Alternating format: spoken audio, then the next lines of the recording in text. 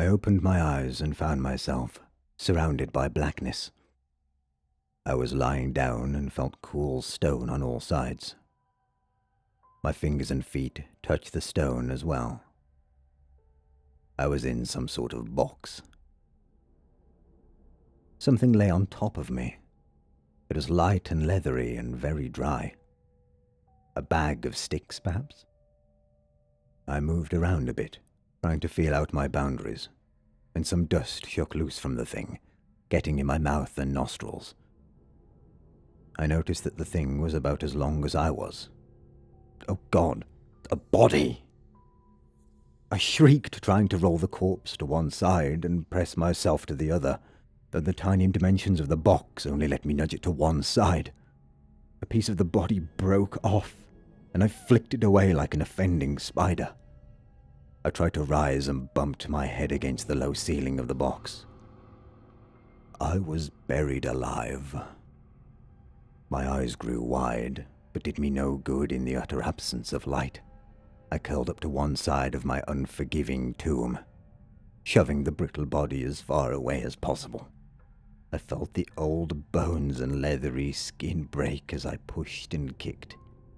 Only a shattered heap remained of the once human body, a heap which I feared might be my eternal companion.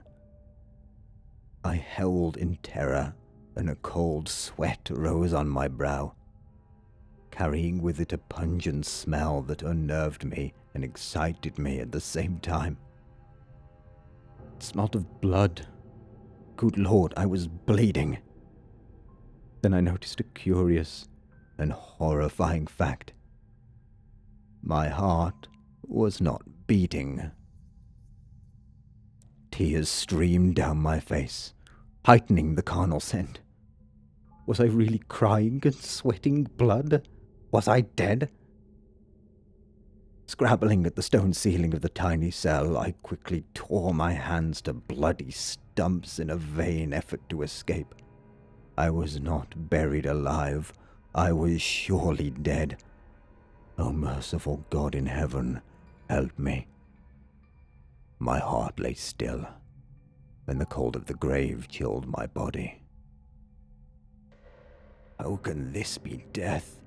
My reeling mind wondered, when I can still move. Yet how can it be life when your heart and blood are cold and dormant? You have been gifted with the curse of Cain. The voice took me aback. Was I not alone? Was this crumpled corpse talking to me? The horror of my entombment must have been driving me mad. Calm yourself. Let the blood speak with you. Let it listen for you. The voice felt like it lived inside my own mind. Yet it spoke as if it came from someone else.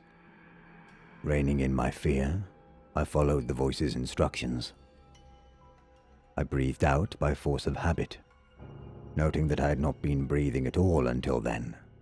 Resolving to attend to that later, I devoted all my attention to listening. I heard the rustle of someone moving outside my sepulchre, and the sputtering gutter of the oily lamp he carried. This must be the person talking to me. The bore of worms through soil also came to my ears, as did the minute scraping of a rat's claws as it crawled across the stone of the tomb. I heard my own eyelids fluttering open and shut over eyes that were useless in the dark. Now let it feel for you. Let it taste and smell for you. I did as I was told. My fingers sensed every aspect of the cold stone around me, picking out individual irregularities and tiny ridges that I could not imagine even seeing with my eyes. Rough and cold, covered with tiny indentations no deeper than a hair's breadth. The stone sepulchre felt as if it were one giant fingerprint. The rough fabric of the corpse's shroud felt impossibly complex as well. In the dark, I imagined myself feeling each individual thread of the linen. If only I'd kept count.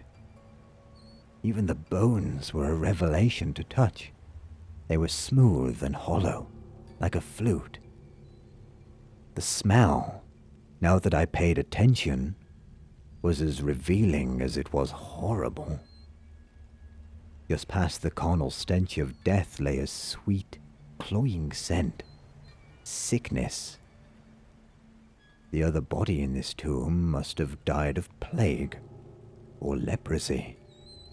Pieces of the linen had long since taken with rot as well, and the physical dryness of the crypt clashed oddly with the subtle and cloying wet scent of mildew. I even smelled a minute bit of metal. The body had been buried with a ring on one of its hands. "Who are you?" I shouted to my unforeseen benefactor, who was likely my malefactor as well. The roar of my own voice nearly deafened me. So heightened was my level of hearing. Experimenting with this newfound power, I realized that I could turn it off as well. "Let me out!" "Perhaps later," came the response. "For now, you have much to do. I will leave you alone until the next night. You have died and risen, and soon will die again. Think on that in your gracious solitude.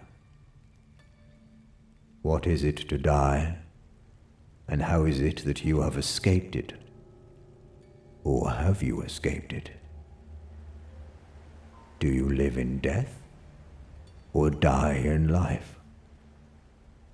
When is it that death truly begins?"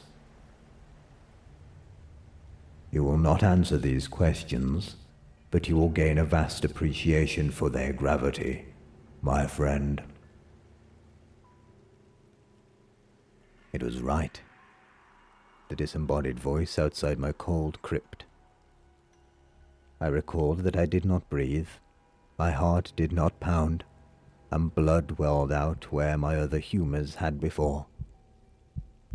As I thought of blood, I felt a hunger grow from deep within me. In moments, I was ravenous. Thankful that I was shielded from this person's sight as I licked at my own bloodied hands. I even stuck out my tongue to catch the trickle of precious fluid that ran from my eyes and down my brow. I was drinking blood. Somehow, I had become a monster. Yet in this hunger, my monstrousness had no import. I desired only to feed. This rapacious craving for blood had overtaken all my faculties.